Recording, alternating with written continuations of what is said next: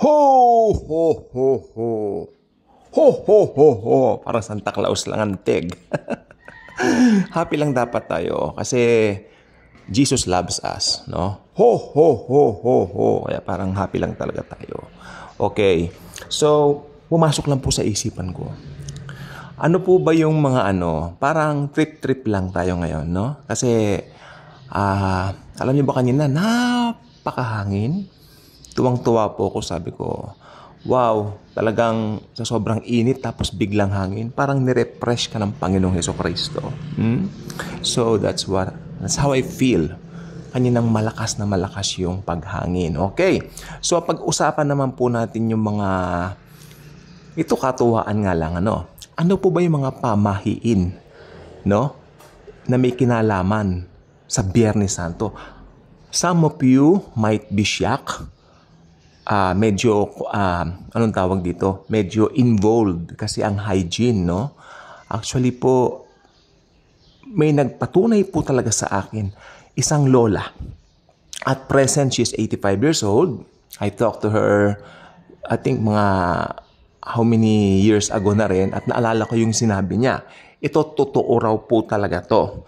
Nung kabataan po nila, during the 50s or something like that, pag Biyernes Santo raw po, kasi nakatira po sila sa baryo, hindi talaga sila naliligo. Maligo ka na raw ng Huwebes Santo ng gabi at kinabukasan nun, the whole day of it, hindi ka pwedeng maligo. So sabi ko nga po, kuha ng hygiene, pero sabi niya, nagdidim po raw siya. Ayun. Tapos, pangalawa, nag-aatang sa altar. At yung mga altar daw po nila, lalagyan nila ng itim. Tatakpan nila ng itim na belo. Yung mga puon nila o yung mga rebulto nila, mga santo nila. Tapos, mag-aatang sila ng kakanin. Ayun. Tapos, syempre, yung isa pang tradisyon, hanggang ngayon naman, meron pa yung pabasa pasyon, no? So, medyo hindi natin pag-uusapan yan. At yung isa pa po talaga, ang nakita ko po dito, hindi raw sila lumalabas ng bahay pag Biyernes Santo. Dahil ang sabi po nila, pag lumabas daw ng bahay, maaring maaksidente. Kasi according dito sa lolang ito, meron daw silang kakilala, lumabas ng bahay na aksidente nga po talaga. So, ang akin lang naman po, nagkataon lang po yun. Dahil walang ginawang araw na pangit ang Panginoong Hesukristo. Okay? So, ganun po yun. Tapos, ang dahilan po pala, ito, nakalimutan ko sabihin kanina, ang dahilan, bakit daw sila hindi naliligo, pag Biyernes Santo? Kasi, sabi po nila, baka raw maging dugo yung tubig. Yung mga ganyang paniniwala po. So, natatakot po sila talaga sa ganoon.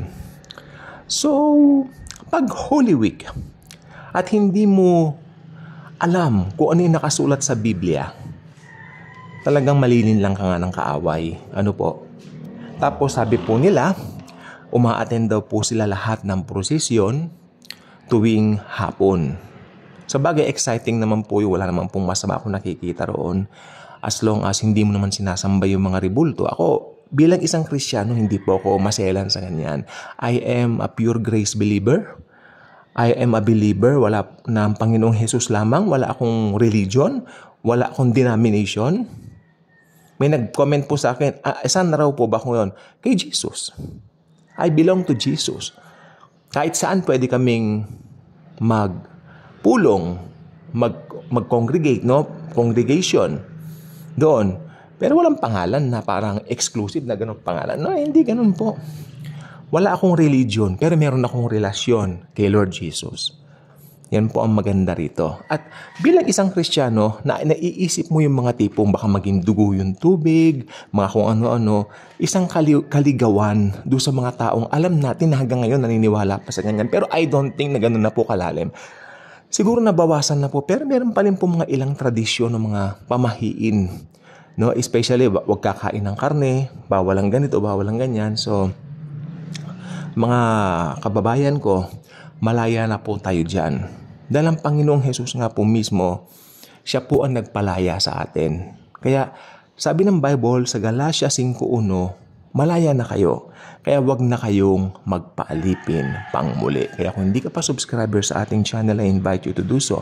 Click the notification bell, share this video, share Jesus and His love and His wonderful grace to each and every one of us. A blessed Good Friday to each and every one of us, and thank you, and Jesus truly loves us all.